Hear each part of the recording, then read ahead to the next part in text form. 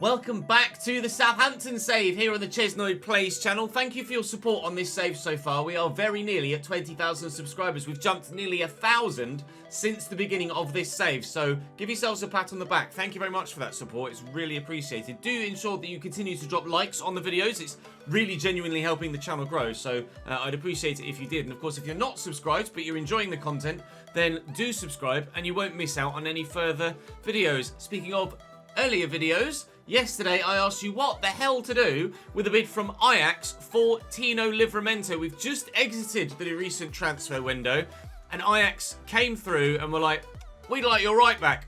And I didn't know whether to just refuse it, accept it, try and negotiate a bigger fee at all, because we're trying to go with a more realistic line of thinking with regards to our transfers. We sold Kyle Walker-Peters to Napoli, which was a no-brainer in the window, but Livramento to Ajax in a not really that competitive league, whilst obviously Ajax are a big club, I wasn't sure.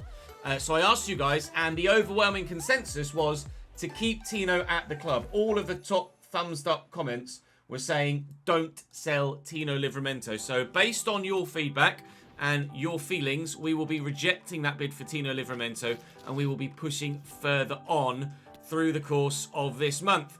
Now, we're trying to survive in the Premier League, of course, and at present we're doing an okay job of that. We find ourselves 5 points clear of Leeds in the relegation zone. Brentford and Bournemouth look a little bit lost right now, so there's only really the one team that we're trying to be better than, and that is Leeds United. So, fingers crossed we can do that between now and the end of the season. 14 games to go. We've decided to right above us in the league to start today in Everton, then West Ham, and one of those relegation-threatened sides, Brentford, at the end of the month. So, fingers crossed, we could get some decent... Oh, Parisi's not as good as I thought he was going to be. We could get some decent points on the board today. James Ward-Prowse wants to ensure that morale at the club is high, and I don't think it's really terrible. It's content at the moment. Hopefully, in the not too distant future, we can improve that yet further. And fingers crossed, actually, morale in the first team squad is happy. Content only in the backup squad because, well, they're not getting as much football, are they? Let's make sure that everybody gets some football. We can raise the morale and maybe even raise our league position as well. Certainly the points tally. Everton, the side that destroyed us on the opening day, of course. Our first game in charge of Southampton was a 5-2 defeat at home to these boys. So payback would be lovely. They're playing a 4-1-4-1 with Dominic Calvert-Lewin up top, as you can see. A couple of new players in there, Rodri and Djibril Sow in the midfield as well. We'll hope to at least put to bed the demons of that opening day defeat and hopefully take a point from this at least. Everton haven't had a great season since then. They probably peaked after match day 1. Just scooped more so than anything else. Oh, Calvert-Lewin's ruined me. Thankfully, the shot is terrible. Still, the danger's there, and anywhere will do. I think that defender needs to get a new job, don't you? Onuachu will just lay this back, and then Sulemana. Well, if I can find this ball with Tino, then we're in. Oh, we are in. Tino Livramento. That's why you guys wanted him to stay. Perfect timing on the back of rejecting the Ajax bid. He comes up with one of the best assists of the season so far. That was a stormer. Corner for Everton. They're going to go short, rather evidently. Dwight McNeil lay it there into Rodri. Just kicked it straight into Sulemana's face. It's going to be quite painful from such close range. Djibril Sow into Calvert-Lewin from the resulting throw-in. Calvert-Lewin scored a hat-trick against us at St Mary's, but he's not going to do anything of the like here. Che Adams needs to work on his passing. Rodri might be scoring a goal himself, but McCarthy makes the save. Still holding down that first-team spot, Alex McCarthy, despite us bringing in Martin Dubravka in January. Until Alex McCarthy puts a foot wrong, I can't justify taking him out of the side. I was really surprised that he's been as good as he has been. And Ward-Prowse, Che Adams is on his bike. He's off and he's away. Mikolenko can't catch him. The defender in the middle, Michael Keane, didn't really want to give him any attention. And with a very similar finish to the first goal, Che Adams gives us a second here at Goodison Park. Are we about to repeat the scoreline from the first game against Everton? A 5-2 away team win. I certainly hope so. Just playing the ball about nicely to keep possession. And then hopefully, with a bit of good footwork and a decent cross, maybe a third goal to seal it. Perhaps it will come from the set piece. Ward-Prowse with the delivery, which is decent. Very good indeed. And Brown's going to have to lay this back. Lavia's not going to bang it from there. But I tell you what, Aribo on his left could from here. Well, blocked by Michael Keane. Still no third goal for us. But we look like the only side likely to score another goal in this game. Salisu's going to win that header. But that is tame. And Pickford can gather it up. Less than 20 to go. Right, get there, Paul. Just nod that down. Good lad. You love to see it. Aribo. Oh, I was trying to aim for the right back. But Sulemana will take it. And maybe there might be the chance for a third here. Aribo trying to reverse ball doesn't work. Final whistle sounds at Goodison Park. Probably one of the most straightforward 3 points we've had all season long. It is a surprise, really, but in the battle of Ginge versus Ginge, it's Ginge that comes out on top. Me, not Sean Dyche, unfortunately for him, and unfortunately for Everton. Still in trouble in real life, Everton, and, well, with us beating them here, if Leeds get a victory on this particular match day weekend, then Everton are in trouble in this save as well. No less so than ourselves, of course. In fact, they stay above us on goal difference. And Leeds haven't yet played. They have Crystal Palace away, do they? It's going to be an earlier game. They've got Nottingham Forest at home on the 11th. Our next game isn't for a little while. Is it the international break now? I think it is. We've got West Ham in a couple of weeks' time.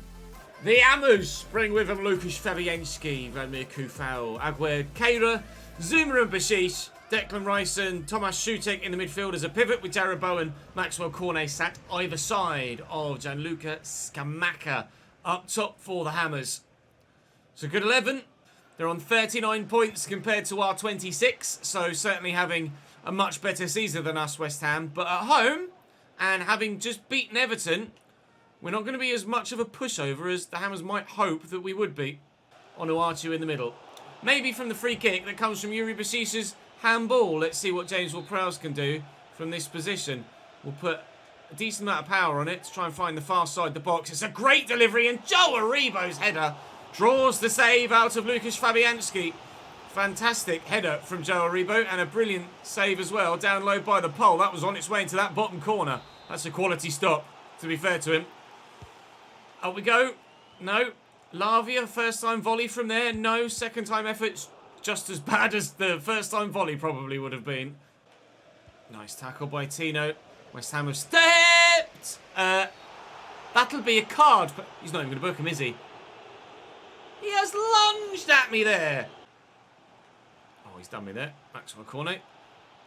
Tino's trying to get back. Declan Rice does have the occasional worldie in him from distance, but not on this occasion. That nearly ended up in another world. Sofiane Kufau. Oh, just escapes the outstretched leg of Joe Aribo. And now they're building nicely, and Kufau is in again. I could have lunged at that. Maybe I should have lunged at that to try and get in the way. Rice to Soche. Maxwell Cornet. He's got a decent left foot, Maxwell Cornet, so try and show him back onto his right if we can, which we've done particularly well. The defence has actually been solid as a rock in both games so far. It's a game and a half played, and we've not conceded a goal. Can you believe it? Joe Aribo looking for Onuachu. I'll try and play it through that gap. And Aribo is in on his left. They close me down, so we'll go for a weldy off the top of the bar. Can you believe it? So very nearly dipping in time. Would have been one of the most spectacular goals of the season so far if that finds the back of the net. Onuachu's done it a couple of times with some finesses. That was just a good old-fashioned put your foot through it, but it just didn't quite work. Corner for West Ham. They've taken Cornet off and brought Ben Rama on. And he could be involved immediately with a Di Canio-style volley, taking in his West Ham roots. But wide of the target. Oh, Ward-Prowse just doesn't kick it quickly enough, and Ben Rama steals it away from me. Roman Brown's in the way, but still Soche. And now Jared Bowen! Great save by Alex McCarthy to deny West Ham what, probably given the flow of the game, would have been a one-goal winner. Couldn't get there, Roman Brown drawn out of position, but their pass has gone straight to Sulemana. Forward in there to Joe Aribo. Use the right back first. Commit the defender. So now there's the space. Find the pass. Sulemana's done brilliantly to keep that in play. And onto Aribo's left. And Aribo will find Che Adams, and maybe Che can win it for us in the last second! Literally the last second as we go from 91.59 into the second minute. Wow! That is what you call leaving it late. Getting it done, though. Che Adams, the hero of the moment. Onuachu taken off. Aribo brought into Cam, and Che Adams pushed up top. Brilliant footwork. An excellent finish, too. It will be 3 points in back-to-back games for us, and 2 clean sheets, too. Get in. David Raya in goal for Brentford. Their 5 at the back has been leaky so far. Maybe 5 defenders still isn't enough. 3 in midfield with Oliver Torres in there. Then Brian Mbeumo up top alongside Ivan Toney, of course. Brentford, a side that we had great fun with when we played with them a couple of years ago. There, just when they were on the way up to the Premier League as the last save of FIFA 21, I want to say. But they are not cut out for the Premier League in this save this season, it seems. If anything, they were the red and white striped side that needed saving in this particular save. We do look not comfortable at the minute, but certainly very likely to stay up as it stands right now. I've made the change that we made off the bench, or after the substitutions in the last game, for the start this time. So Che Adams up top, Aribo in at Cam behind him, and with Mislav Orsic back in the side now after injury, he starts on the left. Quickly looking for Aribo, found well, I couldn't quite get the turn in. Oh, they've given it straight back to me anyway though. Aribo, Orsic, brilliant ball. Mislav Orsic, 1-0 Southampton. We lead away from home at the Brentford Community Stadium. It really could be 3 straight victories to ensure survival in the Premier League. Norgard, oh, it's nicely into Mbeumo. And then they've gone to Oliver Torres. And out wide here to Rico Henry. He's got many an option in the middle, Rico. He's gone for goal himself. He's caught everybody out, apart from the keeper, thankfully. Alex McCarthy can't quite believe it. I wasn't expecting the left-back to have a shot on his right foot, I'll tell you that much. Orsic just wins that header ahead of Vitaly Janelt. And Bowman with a really good ball in, but Salisu's underneath it. Brentford pressing, try and get themselves back level in this game, but they can't find an equalising goal yet. And Burmo nicely into Ivan Toney. He's going for it from distance.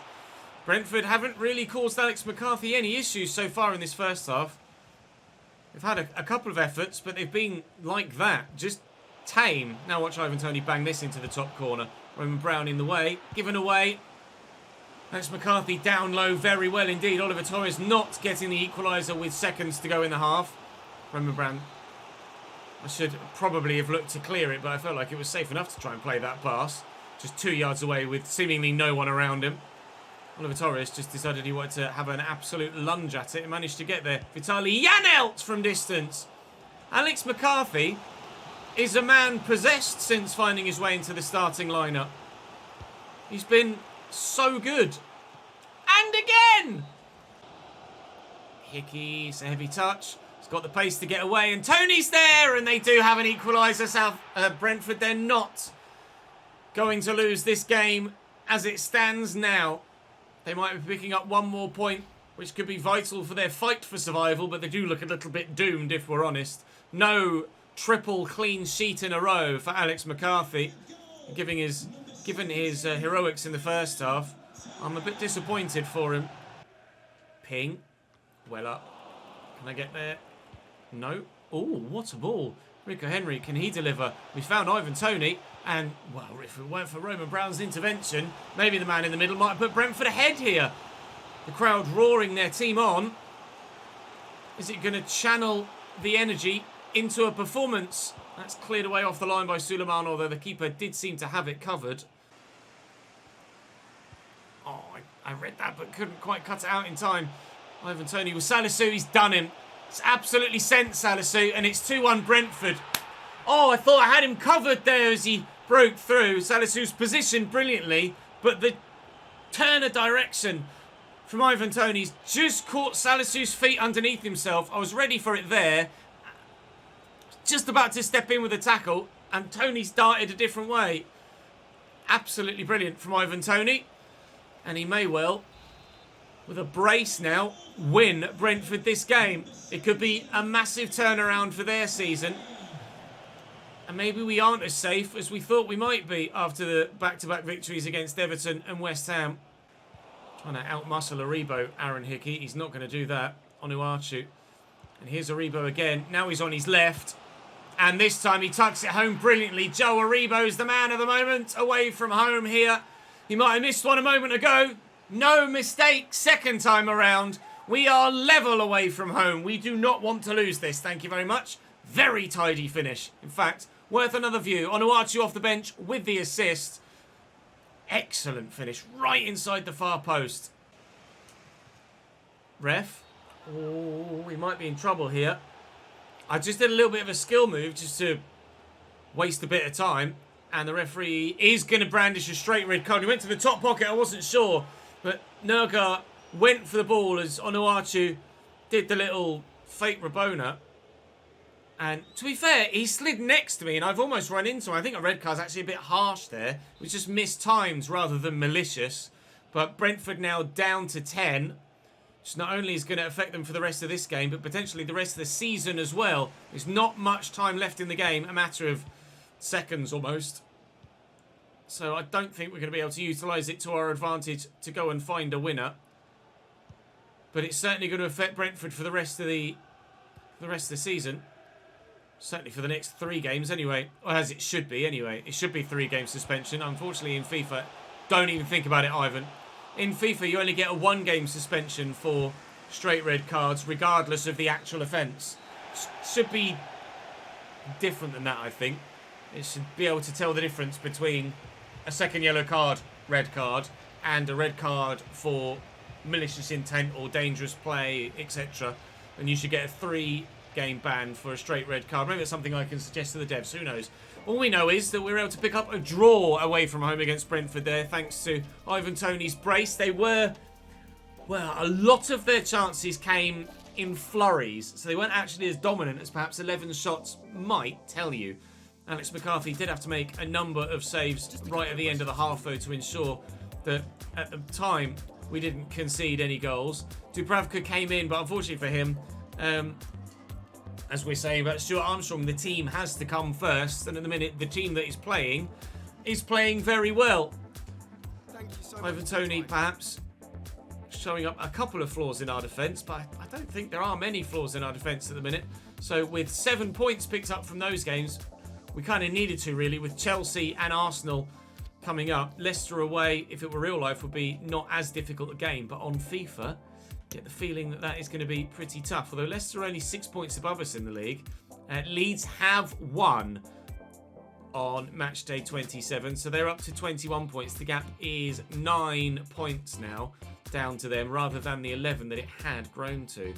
So we're not safe, but we're not at threat either as it stands with 11 games to go. So I'm happy enough to head towards that Chelsea game, safe in the knowledge that we can probably afford, so to speak, a couple of dodgy results against Chelsea and Arsenal and not have to worry too much about potentially losing our spot in the Premier League next year. This guy came through as a left back, but he's absolutely a striker with 67 finishing, so I'm retraining him. 84 to 94 potential for George Taylor, could be absolutely spectacular. Still waiting for Alberto Longo to say, can I come to the first team? So he's still in the reserves at the minute, but I will look to send him out on loan next year. We'll call him up at the beginning of next season. And Ibrahim, similarly, waiting for him to actually have some sort of issue with being in the youth setup, but at the minute he seems happy enough to continue on where he is, so we'll look to send him out on loan next year as well.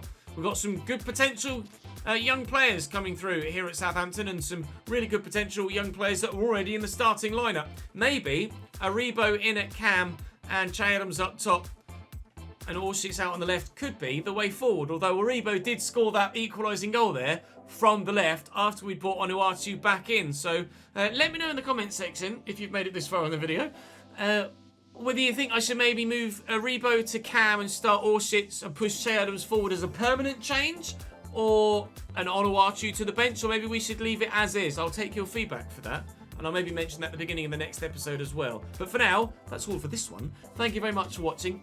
Thumbs up, subscribe, I'll see you tomorrow.